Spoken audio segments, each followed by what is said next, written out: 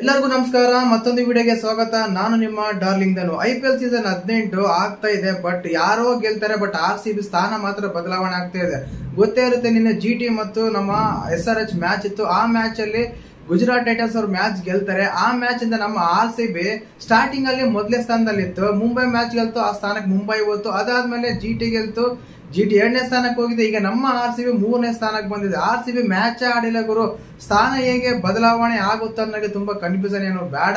ಅವ್ರದೆಲ್ಲ required run rate ಜಾಸ್ತಿ ಇದೆ, ಆ ರನ್ ರೇಟ್ ಜಾಸ್ತಿ ಇರೋ ಕಾರಣ ಅವರು ಮೊದಲನೇ ಸ್ಥಾನದಲ್ಲಿ ಇದ್ದಾರೆ. RCB 3ನೇ ಸ್ಥಾನದಲ್ಲಿ ಇದೆ. ಖಂಡಿತವಾಗ್ಲೂ ಚೆನ್ನೈ ವಿರುದ್ಧ ಮ್ಯಾಚ್ ಗೆಲ್ಲೇಬೇಕು. ಗೆದ್ರೆ ಮಾತ್ರ ನಮಗೆ ಉಳಿಗಾಲ ಇದೆ ಅನ್ನೋ ಸ್ಥಿತಿಗೆ ಬಂದಿದ್ದೀವಿ. ಇದಂತೂ ಸತ್ಯ.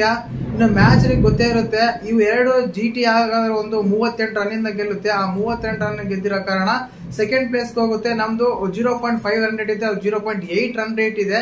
ಆದ ಕಾರಣ ಅವರು ಸೆಕೆಂಡ್ನೇ ಸ್ಥಾನದಲ್ಲಿ ಇದ್ದಾರೆ. ಇನ್ನು ಮುಂಬೈ ಅಂತ ಹೇಳ ಅವಶ್ಯಕತೆ ಇಲ್ಲ, 1.2 ಅಲ್ಲಿ ಇದ್ದು ಹೋಗಿ ಮೊದಲನೇ ಸ್ಥಾನದಲ್ಲಿದೆ. ನಮ್ಮ RCB ಮಾತ್ರ ಚೆನ್ನೈ ಮ್ಯಾಚ್ ಬೆಂಗಳೂರಲ್ಲಿ ಇದೆ. ಆ ಮ್ಯಾಚ್ ಗೆದ್ರೆ ಮತ್ತೆ ಮೊದಲನೇ ಸ್ಥಾನಕ್ಕೆ ಹೋಗ್ತಿವಿ. ಬಟ್ ಮ್ಯಾಚ್ ವಿಷಯಕ್ಕೆ ಬರೋಣ. ಚೆನ್ನೈ ಮತ್ತು SRH ಮ್ಯಾಚ್ ನೋಡಿದಾಗ ಗೊತ್ತೇ ಇರುತ್ತೆ, ಒಂದು ಒಳ್ಳೆ ಪಾರ್ಟ್ನರ್ಶಿಪ್ ಬರುತ್ತೆ, ಒಳ್ಳೆ ಆಟ ಆಡ್ತಾರೆ. ಗುಜರಾತ್ ಟೈಟನ್ಸ್ ಅವರು 220 ಟಾರ್ಗೆಟ್ ಕೊಡ್ತಾರೆ ಫಸ್ಟ್ ಬ್ಯಾಟಿಂಗ್ ಮಾಡಿ. ಟಾಸ್ ಗೆದ್ದು ಹೈದರಾಬಾದ್ ಅವರು ಅವ್ರಿಗೆ ಫೀಲ್ಡಿಂಗ್ ತಗೊಂತಾರೆ.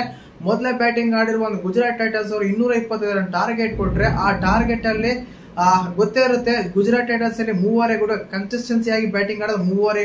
ಒಬ್ರು ಸಾಯಿ ಸುದರ್ಶನ್ ಆಡ್ತಾರೆ, ಶುಭ್ಮನ್ ಗಿಲ್ ಆಡ್ತಾನೆ, ಜಾಸ್ ಬಟ್ಲರ್ ಆಗ್ತಾರೆ. ಅವೇ ಸ್ಕೋರ್ ಒಂದು 74, 48, 64 ಈ ರೀತಿ ಸ್ಕೋರ್ ಇಂದ ನೀಟಾಗಿ 225 ಟಾರ್ಗೆಟ್ ಕೊಟ್ರೆ ಅದು ನಮ್ಮ SRH ಅವರು ಚೇಂಜ್ ಮಾಡಕ್ ಹೋಗ್ತಾರೆ. ಬಟ್ ಓಪನರ್ಸ್ ಮಾತ್ರ ಸ್ವಲ್ಪ ಅಚ್ಚುಕಟ್ಟಾಗಿ ಆಡ್ತಾರೆ. ಆಮೇಲೆ ಬಂದಿರೋದು ತುಂಬಾ ಡಿಫಿಕಲ್ಟ್ ಆಗುತ್ತೆ, ಯಾಕಂದ್ರೆ ಪವರ್ ಪ್ಲೇ ಅಲ್ಲಿ ಸ್ಕೋರ್ ಬಂದ್ರು ಅದಾದ್ಮೇಲೆ ಪವರ್ ಪ್ಲೇ ಆದ್ಮೇಲೆ ಸ್ಕೋರ್ ಬರಕ್ ಸಾಧ್ಯನೇ ಆಗಲ್ಲ. ಗೊತ್ತೇ ಇರುತ್ತೆ, ಹೈಯೆಸ್ಟ್ ಟೋಟಲ್ ಯಾವತ್ತಾದ್ರೂ ಡೇಂಜರೇ ಅಂತ, ಚೇಂಜ್ ಮಾಡಕ್ ಆಗಲ್ಲ ಅಂತ. ಚೇಂಜ್ ಮಾಡಕ್ ಆಗಲ್ಲ, ಆದ ಕಾರಣ ಸುಮಾರಾಗಿ 38 ರನ್ಗಳಿಂದ ಸೋಲ್ ಕಾಣ್ತಾರೆ. ಯಾರು?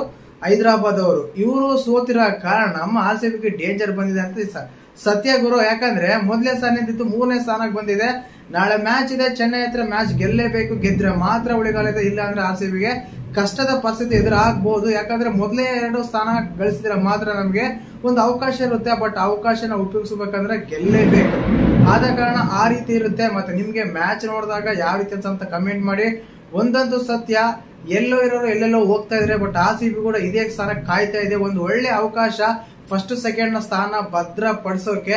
ಯಾಕಂದ್ರೆ ಈಗ ಎಲ್ಲರೂ ಸೇಮ್, ಎಲ್ಲರೂ ಆಸ್ ಇಟ್ ಈಸ್ ಸೇಮ್ ಇದೀವಿ. ಎಲ್ಲರೂ 3 ಮ್ಯಾಚ್ ಅಲ್ಲಿ ಮುಂಬೈ ಮಾತ್ರ ಗೆದ್ದಿರೋದು, ಸೋತಿರೋ 4 ಮ್ಯಾಚ್. RCB 3 ಸೋತಿದೆ, ಗುಜರಾತ್ 3 ಸೋತಿದೆ. 14 ಪಾಯಿಂಟ್ ಜೊತೆಗೆ 3 ಟೀಮು ಟಾಪ್ ಅಲ್ಲಿ ಇದೆ. ಇನ್ನು ಕೆಳಗೆ ಪಂಜಾಬ್ ಇದೆ. ಈ ರೀತಿ ಮ್ಯಾಚ್ ಗಳಾದಾಗ ತುಂಬಾ ಒಂದು ಕ್ಯೂರಿಯಾಸಿಟಿ ಆಗೋದು, ಟೆನ್ಷನ್ ಸಹಜ ಆಗುತ್ತೆ. ಯಾಕಂದ್ರೆ RCB ಫ್ಯಾನ್ಸ್ ಎಲ್ಲ ಒಂದೇ ಇವತ್ತು ಮ್ಯಾಚ್ ಅಲ್ಲಿ ಅನ್ಕೊಂಡಿದ್ದು SRH ಗೆಲ್ಬೇಕು, Gujarat ಸೋಲ್ಬೇಕಂತ.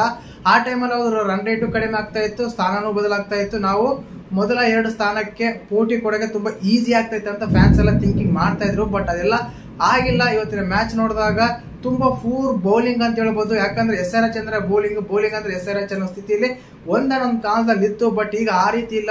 Worst bowling, worst fielding. ಯಾಕಂದ್ರೆ ಈಜಿ ಬಂದಿರೋ ಕ್ಯಾಚ್ ಎಲ್ಲ ಕೈ ಬಿಡ್ತಾರೆ. ಆದ ಕಾರಣ ಅವರಿಗೆ ಗೆಲ್ಲಕ್ ಆಗಲ್ಲ ಅಂತ ನೀಟಾಗಿ ಹೇಳ್ಬೋದು. ಬಹುತ್ ಮಿಸ್ ಫೀಲ್ಡಿಂಗ್ ಅಂದ್ರೆ ಹೆಚ್ಚಾಗಿ ಮಿಸ್ ಫೀಲ್ಡಿಂಗ್ ಮಾಡ್ತಾರೆ. ಎಲ್ಲ ಬೌಂಡ್ರೀಸ್ ಎಲ್ಲ ಕೊಡ್ತಾರೆ, ಕ್ಯಾಚ್ ಎಲ್ಲ ಹಿಡಿಯಲ್ಲ. ಈ ರೀತಿಯಿಂದ ಏನಾಗುತ್ತೆ ಅಂದ್ರೆ ಮ್ಯಾಚ್ ಸೋಲಕ್ಕೆ ಒಂದು ಕಾರಣ ಅಂತ ಹೇಳ್ಬೋದು. ಇನ್ನು ಬ್ಯಾಟಿಂಗ್ ಅಂತ ಬಂದ್ರೆ ಖಂಡಿತವಾಗ್ಲೂ ಎಡ್ಡು ಮತ್ತು ಅಭಿಷೇಕ್ ಶರ್ಮಾ ಅವರು ತುಂಬಾ ಚೆನ್ನಾಗಿ ಆಡ್ತಾರೆ. ಅವರೆಲ್ಲ ಅಭಿಷೇಕ್ ಶರ್ಮಾ ಅವರೇ 74 ಸ್ಕೋರ್ ಹೊಡಿತಾರೆ, ಮಿಕ್ಕಿದರೆಲ್ಲ 0 ಸುತ್ತಕ್ಕೆ ಸರಿ ಹೋಗ್ತಾರೆ ಅಂತ ಹೇಳ್ಬೋದು. ಆದ ಕಾರಣ ಎಲ್ಲ ಮ್ಯಾಚ್ ಎಲ್ಲ ಸೋಲ್ತಾರೆ. ಮತ್ತೆ ಈ ಮ್ಯಾಚ್ ನೋಡಿದಾಗ ನಿಮ್ಗೆ RCB ಫ್ಯಾನ್ಸ್ ಆಗಿದ್ರೆ ಹಟ್ ಆಗಿರ್ತಾರೆ ಗ್ಯಾರಂಟಿ. ಮತ್ತೆ ನಾಳೆ ಮ್ಯಾಚ್ ಯಾರು ಗೆಲ್ಬೇಕಂತ ಕಮೆಂಟ್ ಮಾಡಿ. ಹಾಗೇನೆ ವಿಡಿಯೋ ಇಷ್ಟ ಆದ್ರೆ ಲೈಕ್ ಮಾಡಿ, ಶೇರ್ ಮಾಡಿ, ಸಬ್ಸ್ಕ್ರೈಬ್ ಮಾಡಿ. ಜೈ ಹಿಂದ್, ಜೈ ಕರ್ನಾಟಕ, ಮತ್ತೆ ಜೈ RCB.